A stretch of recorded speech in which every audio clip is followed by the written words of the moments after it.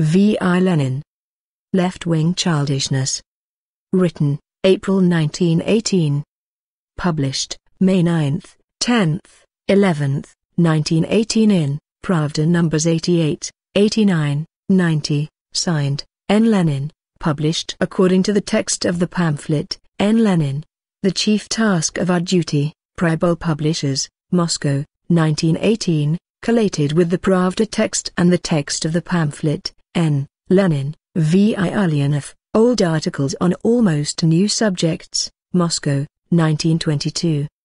Source, Lenin's Collected Works, 4th English edition, Progress Publishers, Moscow, 1972 Volume 27, pages 323-334. The publication by a small group of left communists of their journal, Communist, No. 1, April 20, 1918, and of their theses, strikingly confirms my views expressed in the pamphlet. The immediate tasks of the Soviet government. There could not be better confirmation, in political literature, of the utter naivete of the defense or petty bourgeois sloppiness that is sometimes concealed by left slogans. It is useful and necessary to deal with the arguments of left communists because they are characteristic of the period we are passing through. They show up with exceptional clarity the negative side of the core of this period. They are instructive, because the people we are dealing with are the best of those who have failed to understand the present period, people who by their knowledge and loyalty stand far, far above the ordinary representatives of the same mistaken views, namely, the left socialist revolutionaries. 1. As a political magnitude, or as a group claiming to play a political role, the left communist group has presented its theses on the present situation. It is a good Marxist custom to give a coherent and complete exposition of the principles underlying one's views and tactics. And this good Marxist custom has helped to reveal a mistake committed by our lefts, because the mere attempt to argue and not to declaim exposes the unsoundness of their argument. The first thing that strikes one is the abundance of allusions, hints and evasions with regard to the old question of whether it was right to conclude the Brest Treaty. The lefts dare not put the question in a straightforward manner. They flounder about in a comical fashion, pile argument on argument, fish for reasons, plead that on the one hand it may be so, but on the other hand it may not. Their thoughts wander over all and sundry subjects. They try all the time not to see that they are defeating themselves. The lefts are very careful to quote the figures: 12 votes at the party congress against peace, 28 votes in favor, but they discreetly refrain from mentioning that of the hundreds of votes cast at the meeting of the Bolshevik group of the Congress of Soviets they obtained less than 1/10. They have invented a theory that the peace was carried by the exhausted and declassed elements, while it was opposed by the workers and peasants of the southern regions, where there was greater vitality in economic life and the supply of bread was more assured. Can one do anything but laugh at this? There is not a word about the voting at the All-Ukraine Congress of Soviets in favor of peace, nor about the social and class character of the typically petty bourgeois and declassed political conglomeration in Russia who were opposed to peace, the left Socialist Revolutionary Party. In an utterly childish manner, by means of amusing scientific explanations, they try to conceal their own bankruptcy, to conceal the facts, the mere review of which would show that it was precisely the declassed, intellectual cream of the party, the elite, who opposed the peace with slogans couched in revolutionary petty bourgeois phrases, that it was precisely the mass of workers and exploited peasants who carried the peace. Nevertheless, in spite of all the above-mentioned declarations and evasions of the lefts on the question of war and peace, the plain and obvious truth manages to come to light. The authors of the theses are compelled to admit that the conclusion of peace has for the time being weakened the imperialists' attempts to make a deal on a world scale. This is inaccurately formulated by the lefts, but this is not the place to deal with inaccuracies. The conclusion of peace has already caused the conflict between the imperialist powers to become more acute. Now this is a fact. Here is something that has decisive significance. That is why those who oppose the conclusion of peace were unwittingly playthings in the hands of the imperialists and fell into the trap laid for them by the imperialists. 4. Until the world socialist revolution breaks out, until it embraces several countries and is strong enough to overcome international imperialism, it is the direct duty of the socialists who have conquered in one country, especially a backward one, not to accept battle against the giants of imperialism. Their duty is to try to avoid battle, to wait until the conflicts between the imperialists weaken them even more, and bring the revolution in other countries even nearer. Our lefts did not understand this simple truth in January, February and March. Even now they are afraid of admitting it openly. But it comes to light through all their confused reasoning, like on the one hand it must be confessed, on the other hand one must admit. During the coming spring and summer, the lefts write in their theses, the collapse of the imperialist system must begin. In the event of a victory for German imperialism in the present phase of the war, this collapse can only be postponed, but it will then express itself in even more acute forms. This formulation is even more childishly inaccurate despite its playing at science. It is natural for children to understand science to mean something that can determine in what year, spring, summer, autumn or winter the collapse must begin. These are ridiculous, vain attempts to ascertain what cannot be ascertained. No serious politician will ever say when this or that collapse of a system must begin, the more so that the collapse of the system has already begun, and it is now a question of the moment when the outbreak of revolution in particular countries will begin. But an indisputable truth forces its way through this childishly helpless formulation, namely, the outbreaks of revolution in other, more advanced, countries are nearer now, a month since the beginning of the respite which followed the conclusion of peace, than they were a month or 6 weeks ago. What follows? It follows that the peace supporters were absolutely right, and their stand has been justified by the course of events. They were right in having drummed into the minds of the lovers of ostentation that one must be able to calculate the balance of forces and not help the imperialists by making the battle against socialism easier for them when socialism is still weak, and when the chances of the battle are manifestly against socialism. Our left communists, however, who are also fond of calling themselves proletarian communists, because there is very little that is proletarian about them and very much that is petty bourgeois, are incapable of giving thought to the balance of forces, to calculating it. This is the core of Marxism and Marxist tactics, but they disdainfully brush aside the core with proud phrases such as that the masses have become firmly imbued with an inactive peace mentality is an objective fact of the political situation. What a gem!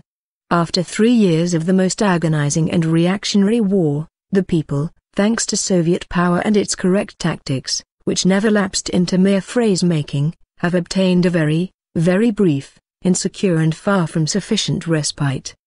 The left intellectual striplings, however, with the magnificence of a self-infatuated Narcissus, profoundly declare that the masses have become firmly imbued with an inactive, peace mentality. Was I not right when I said at the party congress that the paper or journal of the lefts ought to have been called not communist but Socialist? Socialist, a Polish nobleman, editor's note. Can a communist with the slightest understanding of the mentality and the conditions of life of the toiling and exploited people descend to the point of view of the typical declassed petty bourgeois intellectual with the mental outlook of a noble or Socialist, which declares that a peace mentality is inactive and believes that the brandishing of a cardboard sword is activity? For our lefts merely brandish a cardboard sword when they ignore the universally known fact, of which the war in the Ukraine has served as an additional proof, that peoples utterly exhausted by 3 years of butchery cannot go on fighting without a respite, and that war, if it cannot be organized on a national scale, very often creates a mentality of disintegration peculiar to petty proprietors, instead of the iron discipline of the proletariat. Every page of Communist shows that our lefts have no idea of iron proletarian discipline and how it is achieved, that they are thoroughly imbued with the mentality of the declassed petty bourgeois intellectual. 2. Perhaps all these phrases of the left's about war can be put down to mere childish exuberance, which, moreover, concerns the past, and therefore has not a shadow of political significance. This is the argument some people put up in defense of our lefts. But this is wrong. Anyone aspiring to political leadership must be able to think out political problems, and lack of this ability converts the lefts into spineless preachers of a policy of vacillation, which objectively can have only one result, namely, by their vacillation the lefts are helping the imperialists to provoke the Russian Soviet Republic into a battle that will obviously be to its disadvantage. They are helping the imperialists to draw us into a snare. Listen to this.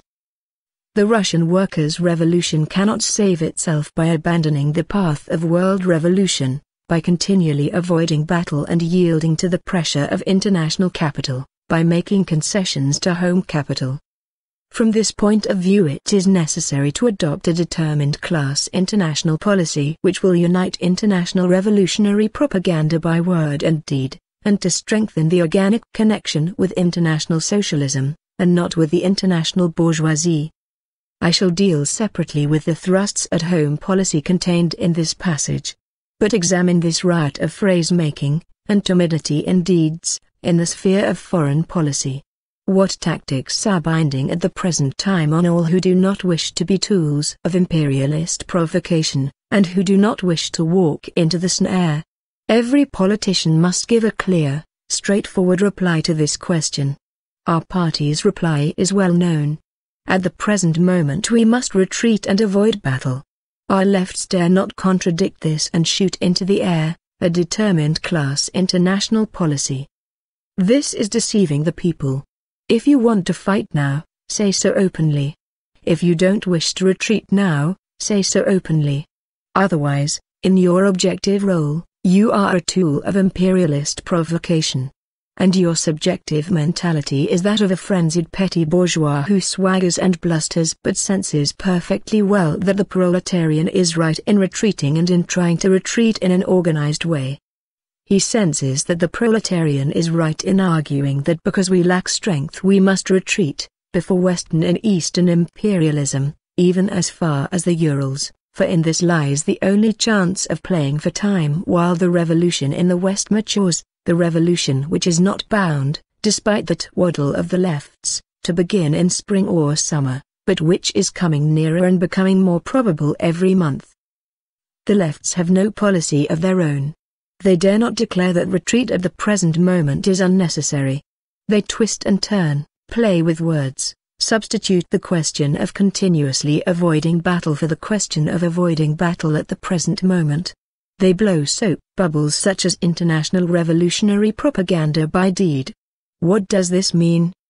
It can only mean one of two things: either it is mere Nostradavism, see footnote 1, or it means an offensive war to overthrow international imperialism. Such nonsense cannot be uttered openly, and that is why the left communists are obliged to take refuge from the derision of every politically conscious proletarian behind high-sounding and empty phrases. They hope the inattentive reader will not notice the real meaning of the phrase international revolutionary propaganda by deed. The flaunting of high-sounding phrases is characteristic of the declassed petty bourgeois intellectuals. The organized proletarian communists will certainly punish this habit with nothing less than derision and expulsion from all responsible posts. The people must be told the bitter truth simply, clearly and in a straightforward manner. It is possible, and even probable, that the war party will again get the upper hand in Germany, that is, an offensive against us will commence at once, and that Germany together with Japan, by official agreement or by tacit understanding, will partition and strangle us. Our tactics, if we do not want to listen to the ranters, must be to wait, procrastinate, avoid battle and retreat. If we shake off the ranters and brace ourselves by creating genuinely iron, genuinely proletarian, genuinely communist discipline, we shall have a good chance of gaining many months. And then by retreating even, if the worst comes to the worst, to the Urals, we shall make it easier for our ally, the international proletariat, to come to our aid, to catch up, to use the language of sport, the distance between the beginning of revolutionary outbreaks and revolution. These, and these alone, are the tactics which can in fact strengthen the connection between one temporarily isolated section of international socialism and the other sections.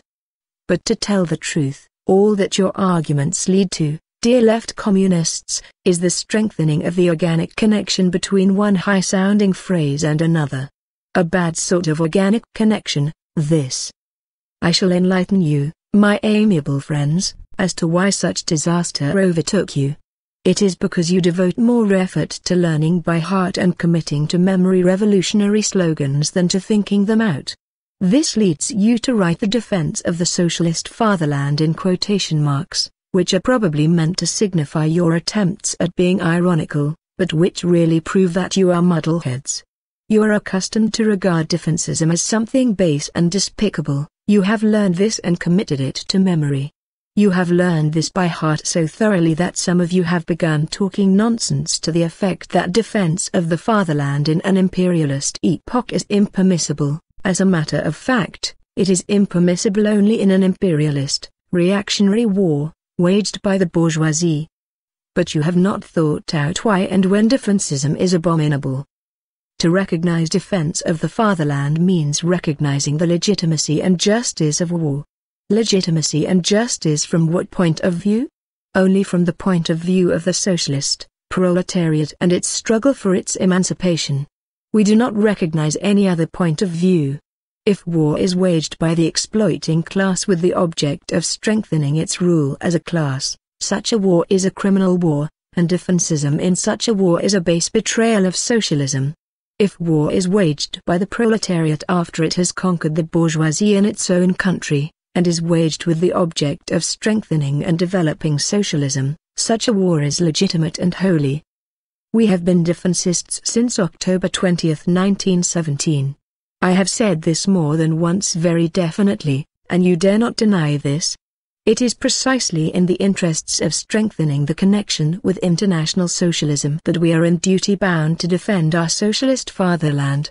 Those who treat frivolously the defense of the country in which the proletariat has already achieved victory are the ones who destroy the connection with international socialism. When we were the representatives of an oppressed class, we did not adopt a frivolous attitude towards defense of the fatherland in an imperialist war. We opposed such defense on principle. Now that we have become representatives of the ruling class, which has begun to organize socialism, we demand that everybody adopt a serious attitude towards defense of the country. And adopting a serious attitude towards defense of the country means thoroughly preparing for it, and strictly calculating the balance of forces. If our forces are obviously small, the best means of defense is retreat into the interior of the country. Anyone who regards this as an artificial formula, made up to suit the needs of the moment, should read old Clausewitz, one of the greatest authorities on military matters, concerning the lessons of history to be learned in this connection. The left communists, however, do not give the slightest indication that they understand the significance of the question of the balance of forces. When we were opposed to defensism on principle, we were justified in holding up to ridicule those who wanted to save their fatherland, ostensibly in the interests of socialism. When we gained the right to be proletarian defensists, the whole question was radically altered. It has become our duty to calculate with the utmost accuracy the different forces involved, to weigh with the utmost care the chances of our ally, the international proletariat, being able to come to our aid in time. It is in the interest of capital to destroy its enemy, the revolutionary proletariat, bit by bit, before the workers in all countries have united, actually united, i.e., by beginning the revolution. It is in our interest to do all that is possible, to take advantage of the slightest opportunity to postpone the decisive battle until the moment, or until after the moment, the revolutionary workers' contingents have united in a single great international army. 3. We shall pass on to the misfortunes of our left communists in the sphere of home policy. It is difficult to read the following phrases in the Theses on the present situation without smiling. The systematic use of the remaining means of production is conceivable only if a most determined policy of socialization is pursued. not to capitulate to the bourgeoisie and its petty bourgeois intellectualist servitors, but to rout the bourgeoisie and to put down sabotage completely. Dear left communists, how determined they are, but how little thinking they display. What do they mean by pursuing a most determined policy of socialization?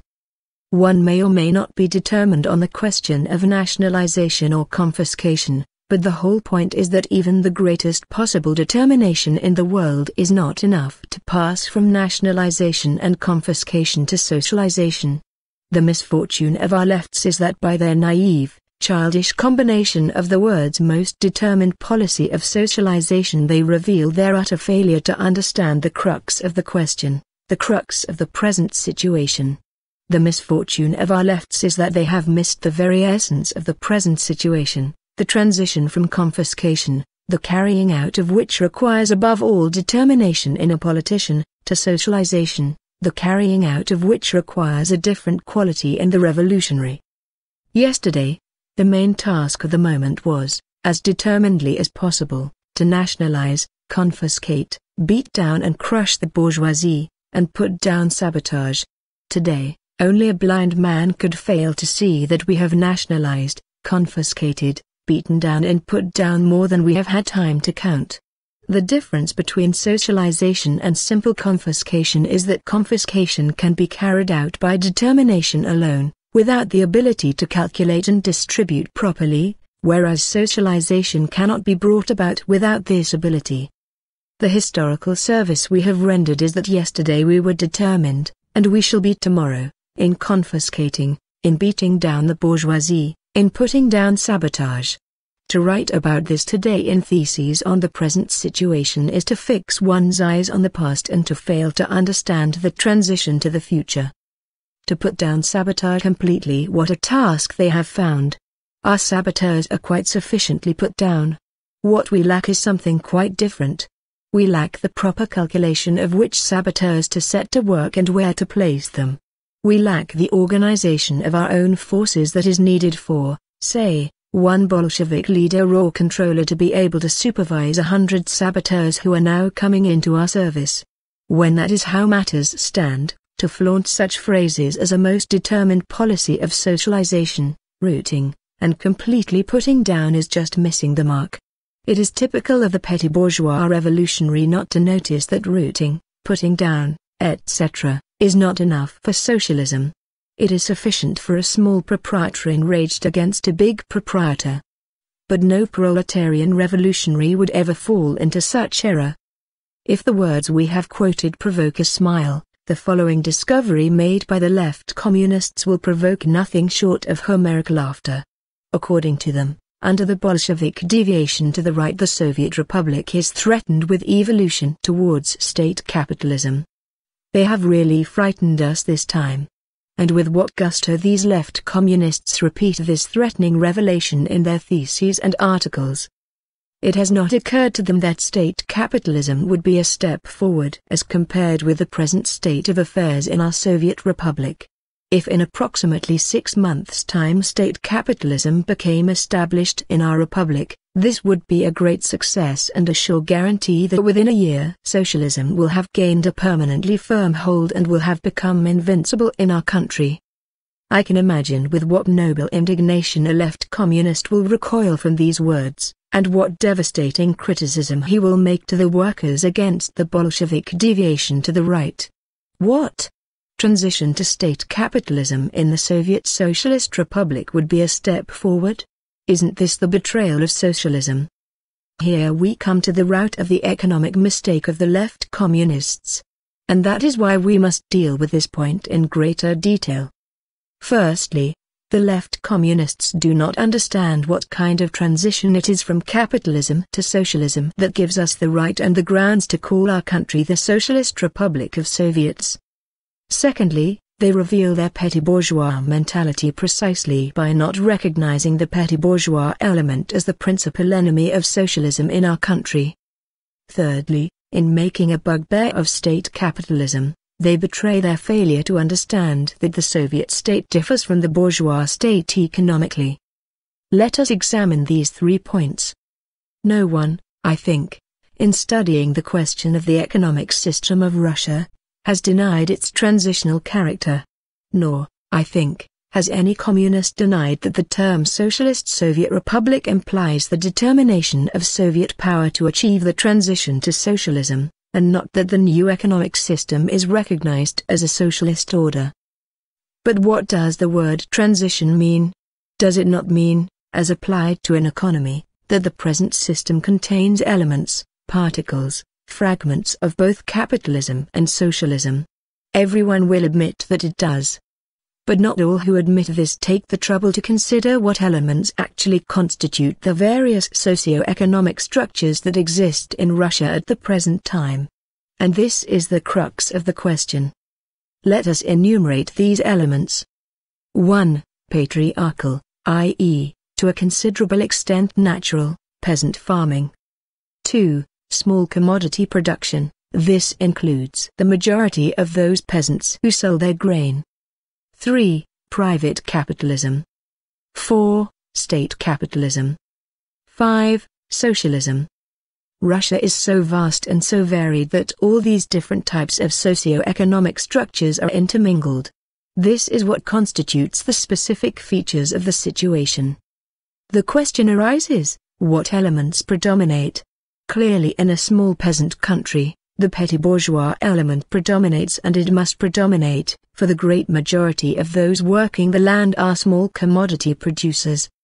The shell of our state capitalism, grain monopoly, state-controlled entrepreneurs and traders, bourgeois cooperators, is pierced now in one place, now in another by profiteers, the chief object of profiteering being grain. It is in this field that the main struggle is being waged. Between what elements is this struggle being waged if we are to speak in terms of economic categories such as state capitalism? Between the fourth and the fifth in the order in which I have just enumerated them? Of course not. It is not state capitalism that is at war with socialism, but the petty bourgeoisie plus private capitalism fighting together against both state capitalism and socialism. The petty bourgeoisie oppose every kind of state interference, accounting and control, whether it be state capitalist or state socialist. This is an absolutely unquestionable fact of reality, and the root of the economic mistake of the left communists is that they have failed to understand it. The profiteer, the commercial racketeer, the disruptor of monopoly, these are our principal internal enemies, the enemies of the economic measures of Soviet power. 125 years ago it might have been excusable for the French petty bourgeoisie, the most ardent and sincere revolutionaries, to try to crush the profiteer by executing a few of the chosen and by making thunderous declamations. Today, however, the purely rhetorical attitude to this question assumed by some left socialist revolutionaries can rouse nothing but disgust and revulsion in every politically conscious revolutionary. We know perfectly well that the economic basis of profiteering is both the small proprietors, who are exceptionally widespread in Russia, and private capitalism, of which every petty bourgeois is an agent. We know that the million tentacles of this petty bourgeois hydra now and again encircle various sections of the workers, that, instead of state monopoly, profiteering forces its way into every pore of our social and economic organism. Those who fail to see this show by their blindness that they are slaves of petty bourgeois prejudices. This is precisely the case with our left communists, who in words, and of course in their deepest convictions, are merciless enemies of the petty bourgeoisie, while in deeds they help only the petty bourgeoisie, serve only this section of the population and express only its point of view by fighting, in April 1918, against state capitalism. They are wide of the mark. The petty bourgeoisie have money put away, the few thousand that they made during the war, by honest and especially by dishonest means. They are the characteristic economic type that serves as the basis of profiteering and private capitalism. Money is a certificate entitling the possessor to receive social wealth, and a vast section of small proprietors, numbering millions, cling to this certificate and conceal it from the state. They do not believe in socialism or communism, and mark time until the proletarian storm blows over. Either we subordinate the petty bourgeoisie to our control and accounting. We can do this if we organize the poor, that is, the majority of the population or semi-proletarians, around the politically conscious proletarian vanguard, or they will overthrow our workers' power as surely and as inevitably as the revolution was overthrown by the Napoleons and Kavgnaks who sprang from this very soil of petty proprietorship. This is how the question stands. Only the left socialist revolutionaries fail to see this plain and evident truth through their mist of empty phrases about the toiling peasants. But who takes these phrase-mongering left socialist revolutionaries seriously? The petty bourgeois who hoards his thousands is an enemy of state capitalism. He wants to employ his thousands just for himself, against the poor, in opposition to any kind of state control. And the sum total of these thousands, amounting to many thousands of millions, forms the base for profiteering, which undermines our socialist construction. Let us assume that a certain number of workers produce in a few days values equal to 1,000. Let us then assume that 200 of this total vanishes owing to petty profiteering, various kinds of embezzlement and the evasion by the small proprietors of Soviet decrees and regulations.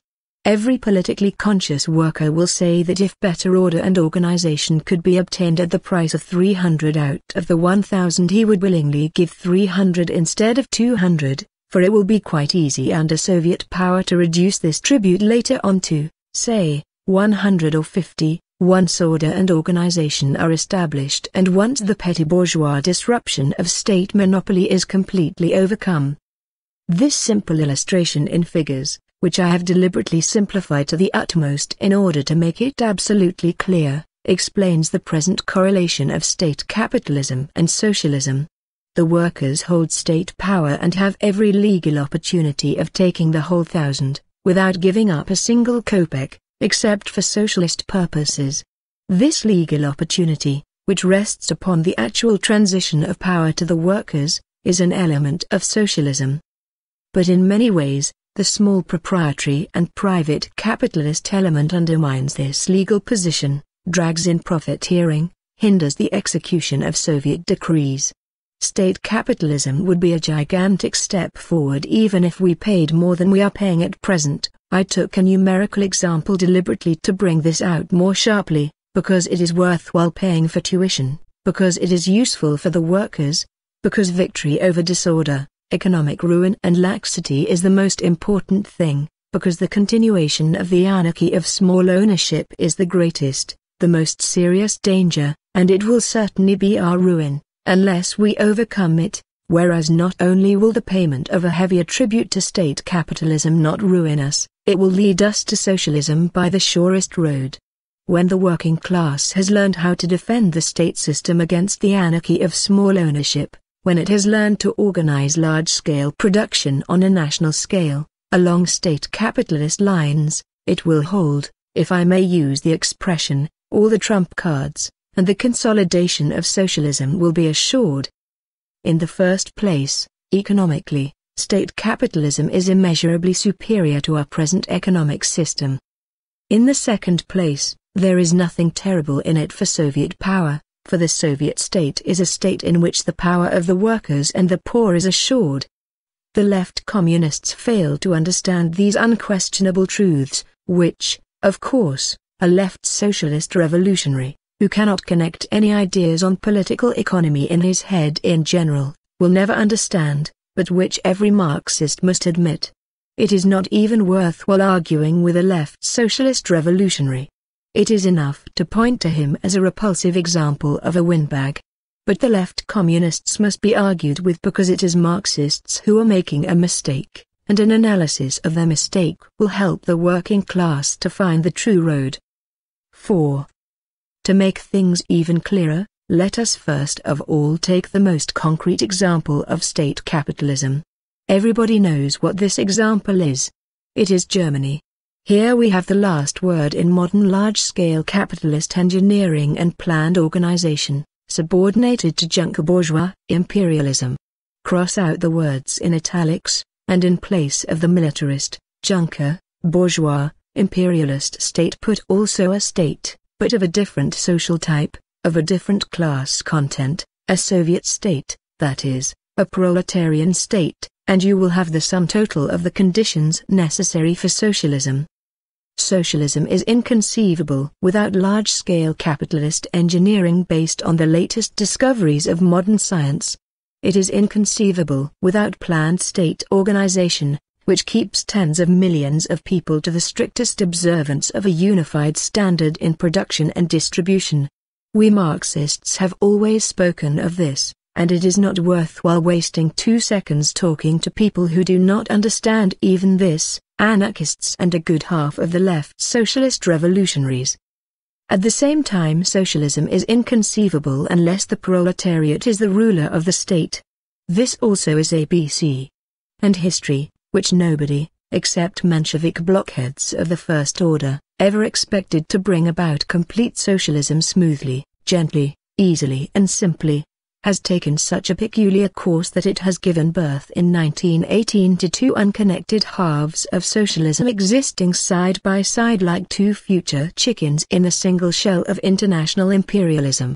In 1918 Germany and Russia have become the most striking embodiment of the material realization of the economic, the productive and the socio-economic conditions for socialism, on the one hand, and the political conditions, on the other. A successful proletarian revolution in Germany would immediately and very easily smash any shell of imperialism, which unfortunately is made of the best steel, and hence cannot be broken by the efforts of any chicken, and would bring about the victory of world socialism for certain, without any difficulty, or with slight difficulty, if, of course, by difficulty we mean difficult on a world historical scale, and not in the parochial Philistine sense. While the revolution in Germany is still slow in coming forth, our task is to study the state capitalism of the Germans, to spare no effort in copying it and not shrink from adopting dictatorial methods to hasten the copying of it. Our task is to hasten this copying even more than Peter hastened the copying of Western culture by barbarian Russia, and we must not hesitate to use barbarous methods in fighting barbarism. If there are anarchists and left socialist revolutionaries, I recall offhand the speeches of Lenin and at the meeting of the Central Executive Committee, who indulge in Narcissus-like reflections and say that it is unbecoming for us revolutionaries to take lessons from German imperialism. There is only one thing we can say in reply: the revolution that took these people seriously would perish irrevocably, and deservedly. At present, petty bourgeois capitalism prevails in Russia, and it is one and the same road that leads from it to both large-scale state capitalism and to socialism, through one and the same intermediary station called national accounting and control of production and distribution. Those who fail to understand this are committing an unpardonable mistake in economics.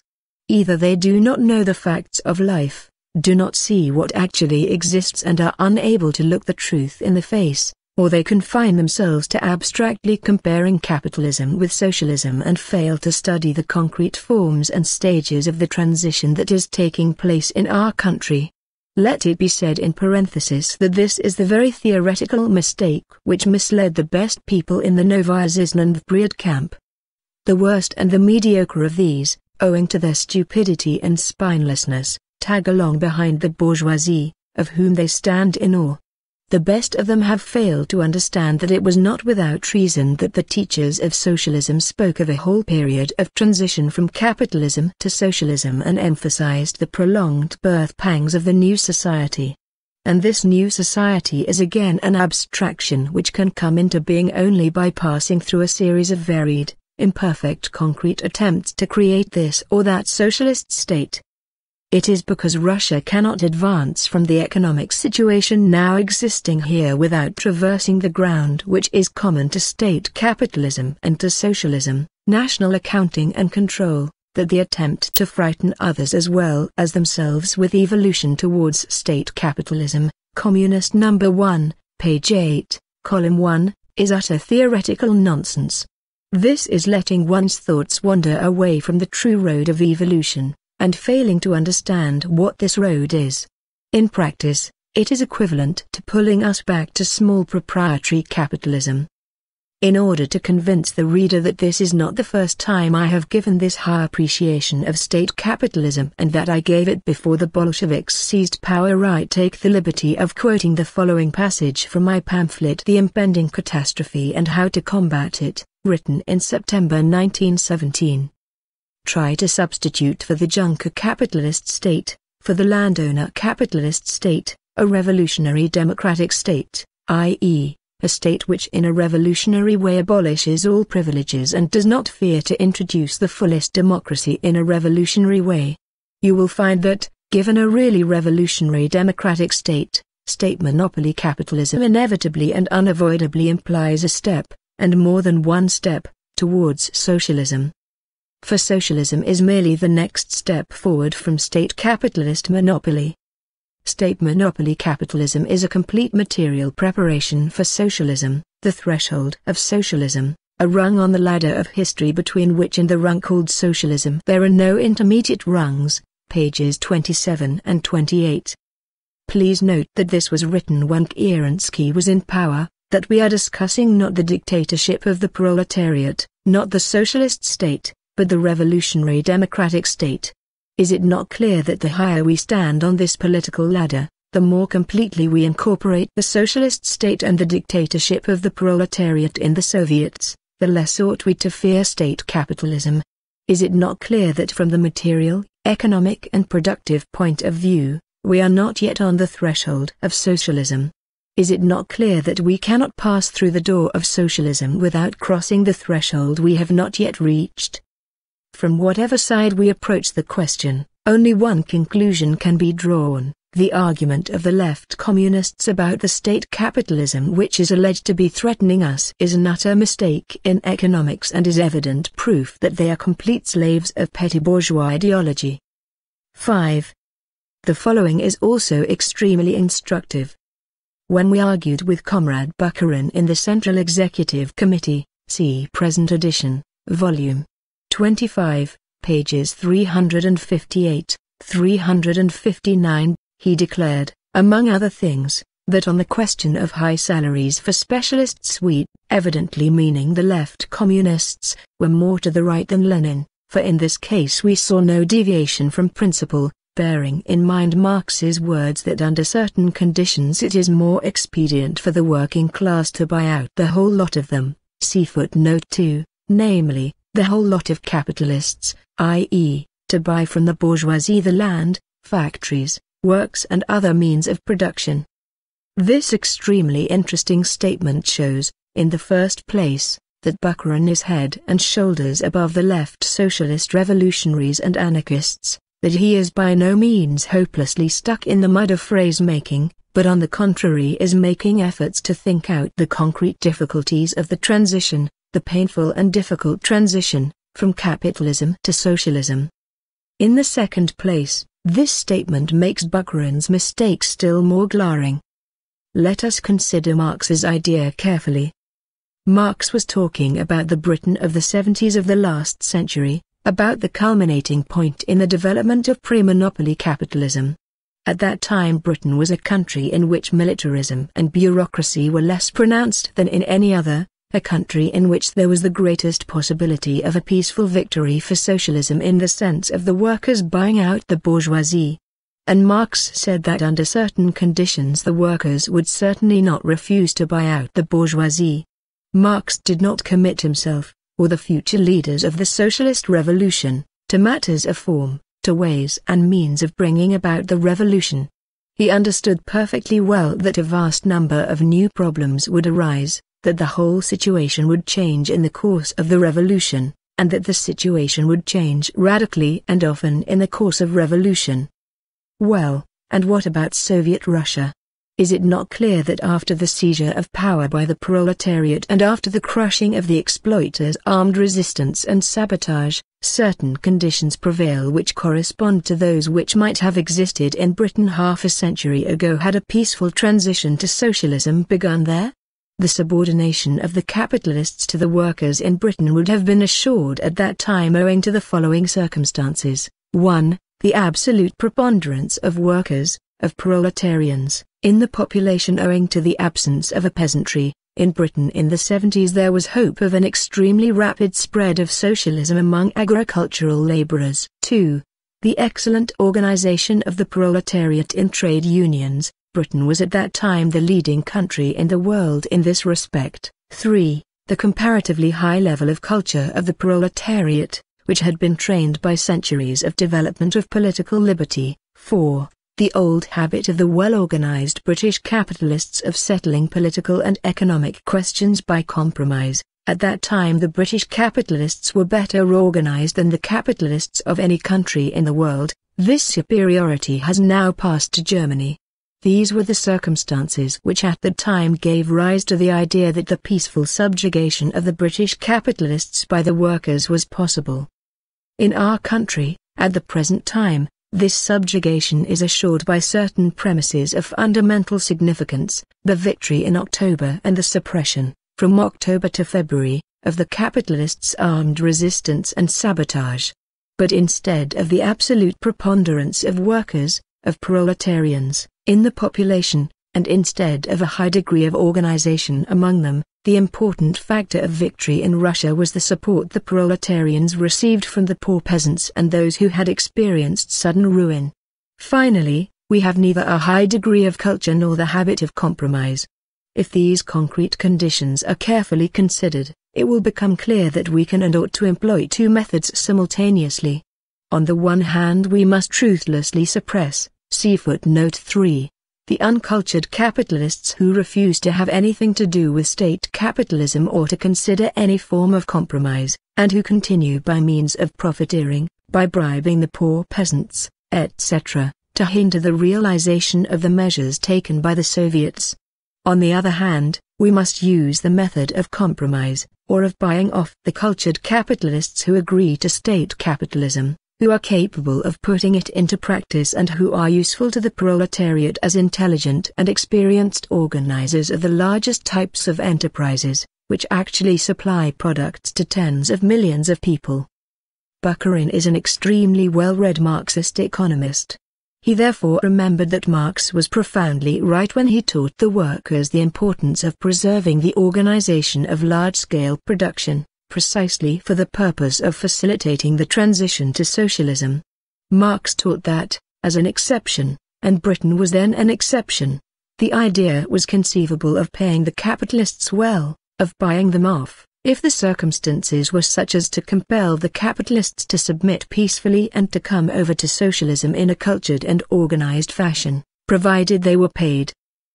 But Bukharin went astray because he did not go deep enough into the specific features of the situation in Russia at the present time, an exceptional situation when we, the Russian proletariat, are in advance of any Britain or any Germany as regards our political order, as regards the strength of the workers' political power, but are behind the most backward West European country as regards organizing a good state capitalism, as regards our level of culture and the degree of material and productive preparedness for the introduction of socialism. Is it not clear that the specific nature of the present situation creates the need for a specific type of buying out which the workers must offer to the most cultured, the most skilled, the most capable organizers among the capitalists who are ready to enter the service of Soviet power and to help honestly in organizing state production on the largest possible scale? Is it not clear that in this specific situation we must make every effort to avoid two mistakes, both of which are of a petty bourgeois nature? On the one hand, it would be a fatal mistake to declare that since there is a discrepancy between our economic forces and our political strength, it follows that we should not have seized power. See footnote 4, such an argument can be advanced only by a man in a muffler, see footnote 5, who forgets that there will always be such a discrepancy, that it always exists in the development of nature as well as in the development of society, that only by a series of attempts, each of which, taken by itself, will be one-sided and will suffer from certain inconsistencies, will complete socialism be created by the revolutionary cooperation of the proletarians of all countries. On the other hand, it would be an obvious mistake to give free rein to ranters and phrasemongers who allow themselves to be carried away by the dazzling revolutionary spirit, but who are incapable of sustained, thoughtful and deliberate revolutionary work which takes into account the most difficult stages of transition.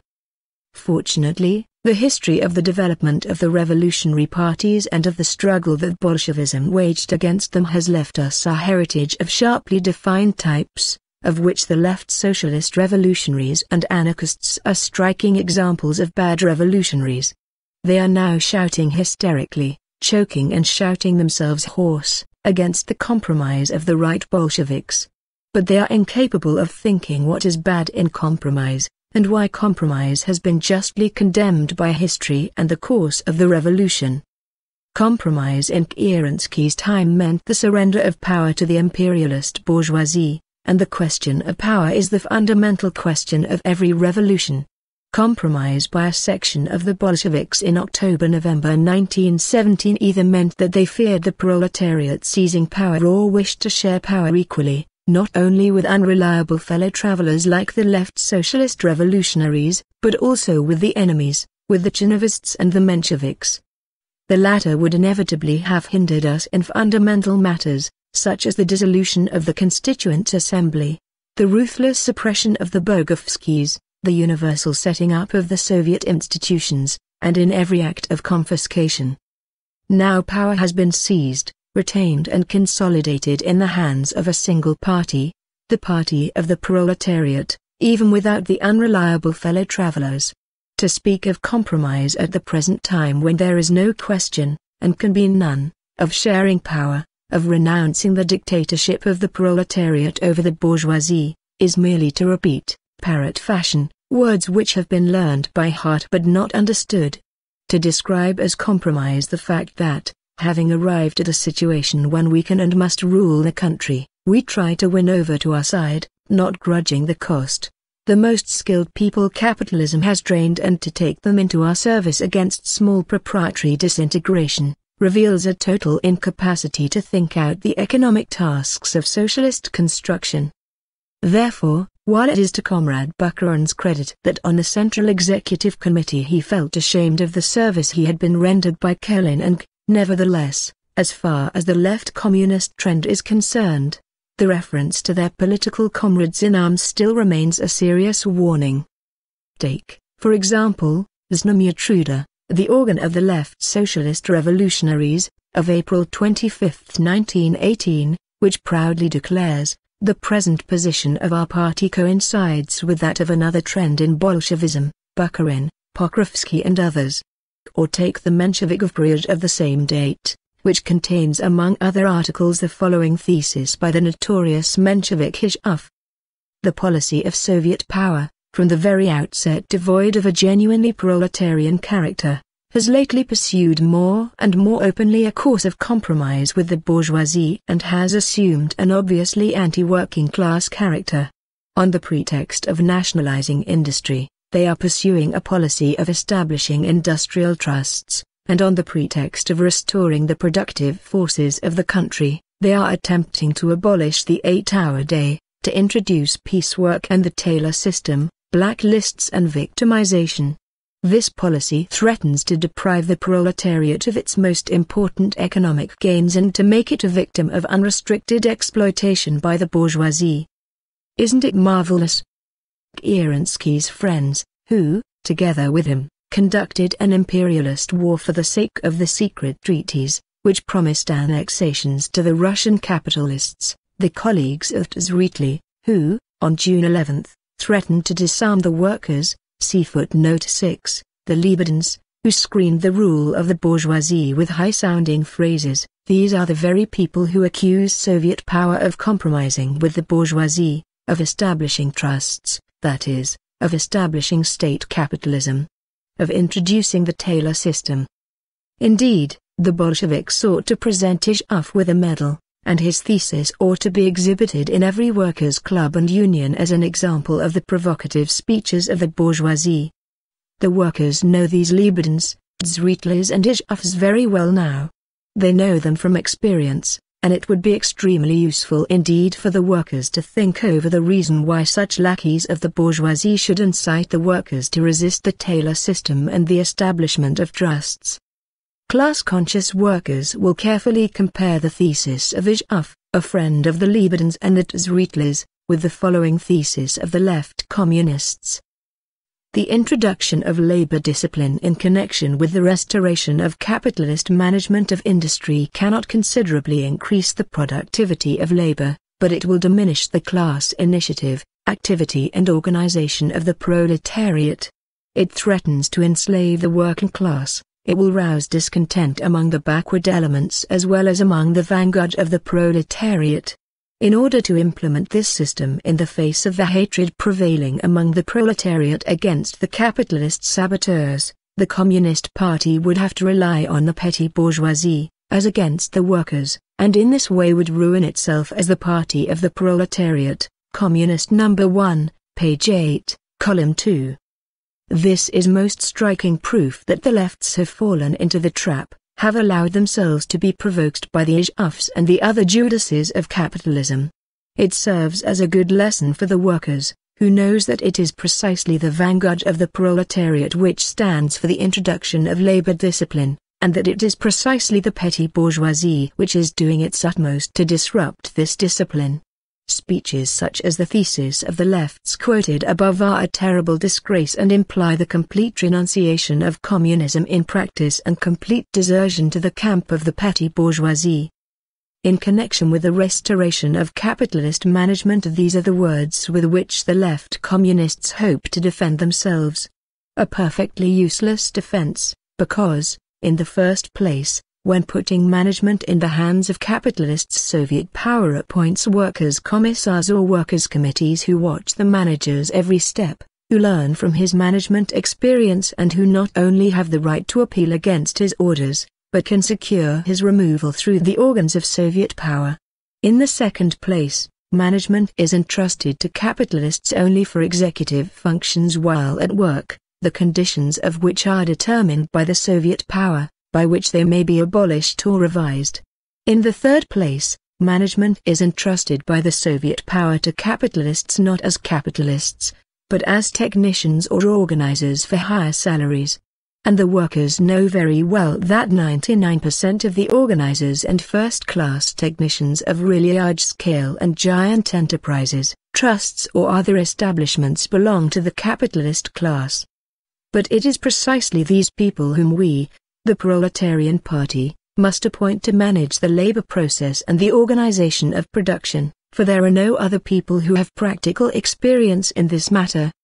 The workers, having grown out of the infancy when they could have been misled by left phrases or petty bourgeois loose thinking, are advancing towards socialism precisely through the capitalist management of trusts, through gigantic machine industry, through enterprises which have a turnover of several millions per year, only through such a system of production and such enterprises. The workers are not petty bourgeois. They are not afraid of large-scale state capitalism. They prize it as their proletarian weapon which their Soviet power will use against small proprietary disintegration and disorganization. This is incomprehensible only to the declassed and consequently thoroughly petty bourgeois intelligentsia, typified among the left communists by Osinski, when he writes in their journal, "The whole initiative in the organization and management of any enterprise will belong to the organizers of the trusts. We are not going to teach them, or make rank-and-file workers out of them, we are going to learn from them." Communist Number 1, page 14, column 2. The attempted irony in this passage is aimed at my words "learn socialism from the organizers of the trusts." Osinski thinks this is funny. He wants to make rank-and-file workers out of the organizers of the trusts. If this had been written by a man of the age of which the poet wrote but 15 years, not more? See footnote 7, there would have been nothing surprising about it. But it is somewhat strange to hear such things from a Marxist who has learned that socialism is impossible unless it makes use of the achievements of the engineering and culture created by large-scale capitalism. There is no trace of Marxism in this. No. Only those are worthy of the name of communists who understand that it is impossible to create or introduce socialism without learning from the organizers of the trusts. For socialism is not a figment of the imagination, but the assimilation and application by the proletarian vanguard, which has seized power, of what has been created by the trusts. We, the party of the proletariat, have no other way of acquiring the ability to organize large-scale production on trust lines, as trusts are organized, except by acquiring it from first-class capitalist experts. We have nothing to teach them, unless we undertake the childish task of teaching the bourgeois intelligentsia socialism. We must not teach them, but expropriate them, as is being done in Russia determinedly enough, put a stop to their sabotage, subordinate them as a section or group to Soviet power. We, on the other hand, if we are not communists of infantile age and infantile understanding, must learn from them, and there is something to learn, for the party of the proletariat and its vanguard have no experience of independent work in organizing giant enterprises which serve the needs of scores of millions of people. The best workers in Russia have realized this. They have begun to learn from the capitalist organizers, the managing engineers and the technicians. They have begun to learn steadily and cautiously with easy things, gradually passing on to the more difficult things. If things are going more slowly in the iron and steel and engineering industries, it is because they present greater difficulties. But the textile and tobacco workers and tanners are not afraid of state capitalism or of learning from the organizers of the trusts, as the declassed petty bourgeois intelligentsia are. These workers in the central leading institutions like Chief Leather Committee and Central Textile Committee take their place by the side of the capitalists, learn from them, establish trusts, establish state capitalism, which under Soviet power represents the threshold of socialism, the condition of its firm victory. This work of the advanced workers of Russia, together with their work of introducing labor discipline, has begun and is proceeding quietly, unobtrusively, without the noise and fuss so necessary to some lefts. It is proceeding very cautiously and gradually, taking into account the lessons of practical experience. This hard work, the work of learning practically how to build up large-scale production, is the guarantee that we are on the right road, the guarantee that the class-conscious workers in Russia are carrying on the struggle against small proprietary disintegration and disorganization, against petty bourgeois indiscipline. See footnote 8, the guarantee of the victory of communism. 2 remarks in conclusion. In arguing with the left communists on April 4, 1918, see Communist No. 1, page 4, footnote, I put it to them bluntly, explain what you are dissatisfied with in the railway decree, submit your amendments to it. It is your duty as Soviet leaders of the proletariat to do so. Otherwise what you say is nothing but empty phrases. The first issue of Communist appeared on April 20, 1918, but did not contain a single word about how, according to the left communists, the railway decree should be altered or amended. The left communists stand condemned by their own silence. They did nothing but attack the railway decree with all sorts of insinuations, pages 8 and 16 of No. 1. They gave no articulate answer to the question, how should the decree be amended if it is wrong? No comment is needed. The class-conscious workers will call such criticism of the railway decree, which is a typical example of our line of action, the line of firmness, the line of dictatorship, the line of proletarian discipline, either Ijouvian criticism or empty phrase-making. Second remark. The first issue of Communist contained a very flattering review by Comrade Bukharin of my pamphlet The State and Revolution. But however much I value the opinion of people like Bukharin, my conscience compels me to say that the character of the review reveals a sad and significant fact. Bukharin regards the tasks of the proletarian dictatorship from the point of view of the past and not of the future. Bukharin noted and emphasized what the proletarian revolutionary and the petty bourgeois revolutionary may have in common on the question of the state. But Bukharin overlooked the very thing that distinguishes the one from the other. Bukharin noted and emphasized that the old state machinery must be smashed and blown up, that the bourgeoisie must be finally and completely strangled and so on. The frenzied petty bourgeoisie may also want this. And this, in the main, is what our revolution has already done between October 1917 and February 1918. In my pamphlet I also mention what even the most revolutionary petty bourgeois cannot want, what the class-conscious proletarian does want, what our revolution has not yet accomplished. On this task, the task of tomorrow, Bukharin said nothing.